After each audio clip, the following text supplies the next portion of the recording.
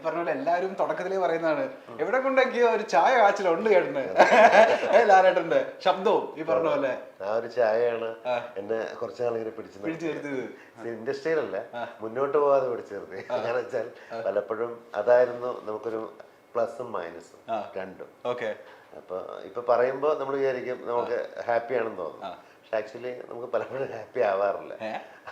കാരണം വെച്ചാല് നമ്മളൊരു ആസ് എ ആക്ടർ, ലെജൻഡ് ആക്ടറിന്റെ നമുക്ക് ചായ സംസാരം എന്നൊക്കെ പറയുമ്പോൾ നമുക്ക് അഭിമാനമാണ് ആസ് എ സ്റ്റേജ് പെർഫോമർ.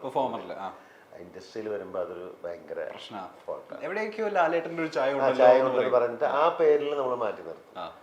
അതിപ്പോ സ്വാഭാവികമായിട്ട് ഇപ്പൊ ഒരാളെ കണ്ടു കഴിഞ്ഞാൽ നമ്മൾ സ്വാഭാവികമായിട്ട് പറയാം അമ്മൂക്കെ പോലെ ഇരിക്കുന്നു എന്ന് പറയുമ്പോ പക്ഷെ സിനിമയിൽ കാസ്റ്റിംഗിൽ വരുമ്പോ അത് ഈ പറയുന്ന ആ ഒരു സാമ്യം എനിക്ക് പലപ്പോഴും ദോഷം ചെയ്തിട്ടുണ്ട്.